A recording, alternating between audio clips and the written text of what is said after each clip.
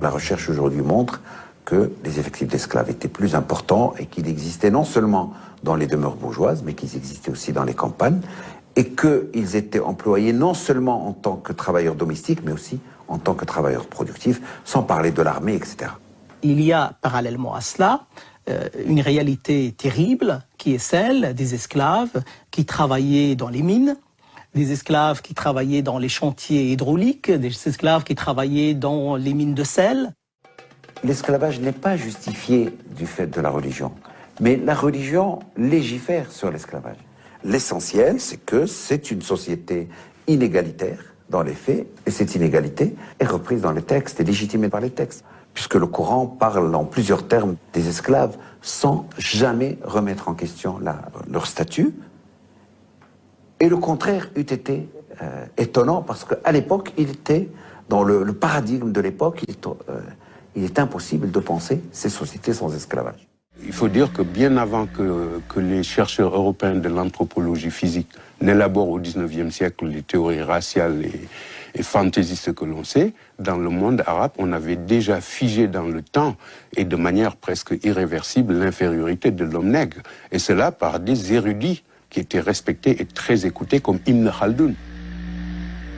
Ibn Khaldoun, grand lettré du XIVe siècle, qui pourtant écrit « Les seuls peuples à accepter l'esclavage sont les nègres, en raison d'un stade inférieur d'humanité, leur place étant plus proche du stade animal. » Il est sûr qu'il y a, et là justement j'ai montré qu'il y a beaucoup de qualificatifs, beaucoup disons toute une vision du noir, de l'esclave, comme un être inférieur, etc. Il y a plusieurs termes en arabe. Pour dire esclave, on dit abd.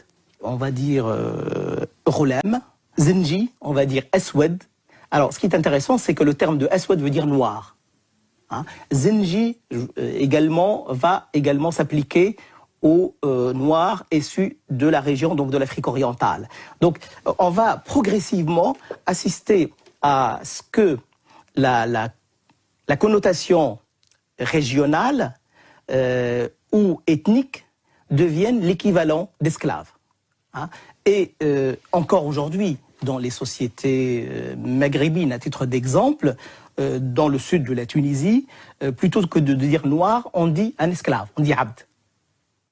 D'abord, la disparition de l'esclavage dans la plupart des pays musulmans a été inspirée par l'extérieur.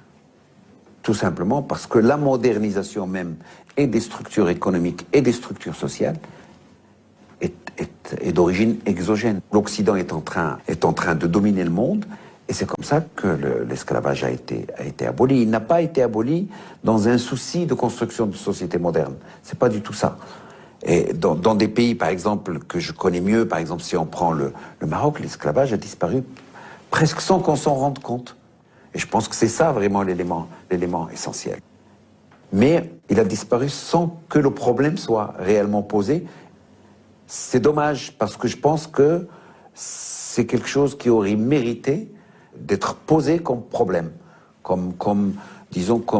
aurait mérité d'être négocié comme un vrai passage vers la modernité. Chez les élites africaines elles-mêmes, dont beaucoup sont musulmanes, le sentiment d'une solidarité avec le monde arabe l'emporte sur l'exigence d'un travail de mémoire.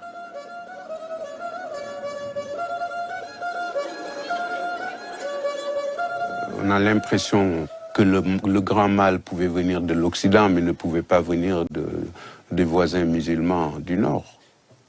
Aujourd'hui, les pays d'Afrique du Nord et beaucoup d'autres, du moins, et du Proche-Orient, sont devenus très amis avec les pays africains.